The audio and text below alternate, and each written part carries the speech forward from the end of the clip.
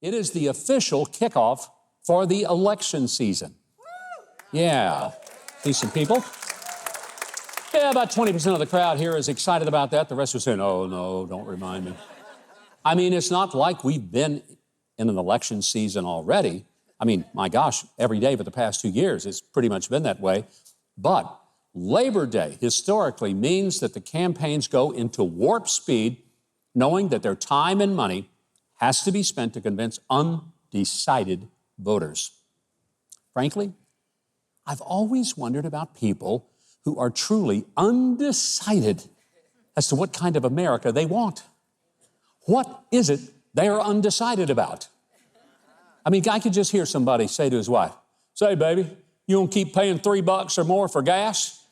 Or would you like to pay $1.89? Are you undecided? Or can you hear some wife say to her husband, oh, darling, I just can't decide. When we pay more for our gas, we get to watch that little dial spin like a fan blade when we're filling up. And, you know, when we don't have any money left over from the fill-up, that keeps us from gorging on that wonderful gas station sushi, and that just packs on the pounds when we eat that stuff. I mean, seriously, are you undecided about the 20% increase in the cost of groceries? Maybe so. I didn't think so. I mean, it could be that not being able to afford bacon or beef has you eating a lot of tofu, even lawn clippings, just like they do in North Korea. I hope not. By the way, if you eat lawn clippings, that is the ultimate Green New Deal. There you go. Yeah.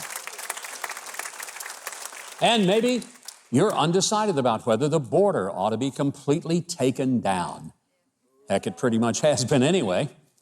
I mean, if you think that nearly 20 million people from 130 countries who waltzed right in and got hotel rooms, health care, clothing, education, and even gift cards, if you think they aren't showing our nation's generosity or maybe our stupidity enough, then I guess you could be undecided about that as well.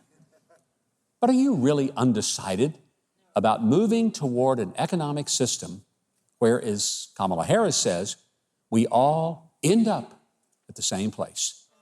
Let me translate that for you. If you get up at 6 a.m.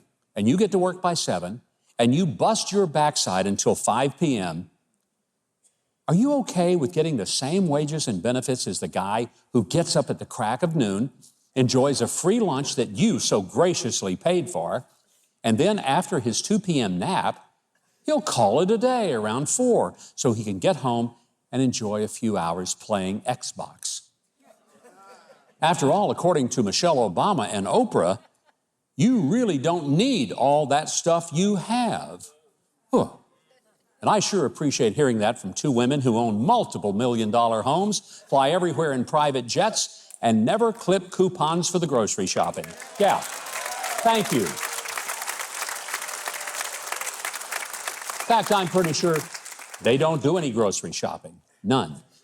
So excuse me for asking, but what in the Cheerio box are you undecided about, really? I mean, the next couple of months are going to be all about you, undecided voter, all trying to convince you to make up your mind about the America you want. And forgive me for being so blunt, but I hope you don't believe the donut dust that you're going to hear on political ads about a candidate wanting to give you joy. Because whatever they give you, you're going to be paying for it. So you better make sure it is at a price that you can afford. At least there are a couple of big surprises that happened this week that may either give you some joy or it may take it away. Two prominent Democrats, Robert F. Kennedy Jr. and Tulsi Gabbard. Well, we know how our audience comes down on this. They have officially endorsed Donald Trump. And good for them. And while neither of them agrees with Trump on every single issue, they do understand something I wish some never-Trump Republicans understood. As Franklin Graham so eloquently said, we are not voting on a Valentine. We're voting on someone who will impose policies that will shape our future. This isn't about dance moves and smiles or gender, race, or good manners. It's about policy, pure and simple. And both RFK Jr. and Tulsi Gabbard have been on this show. And I was impressed with both of them for having a true love for an America that only had one justice system, one that protected free speech and freedom of thought, and that believed that big government colluding with big tech, big pharma, and big media was a true detriment to our liberty and way of life.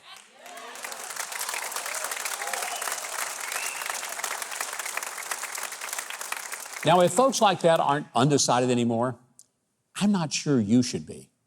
But if you still are, just know that the several $1 billion about to be spent on political ads aren't designed to convince me.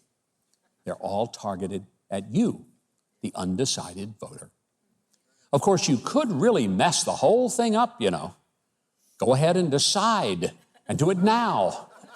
And ask them to spend all those billions of dollars on things that we really could use, like border security, putting violent criminals in jail, paying down the national debt, and even feeding hungry children.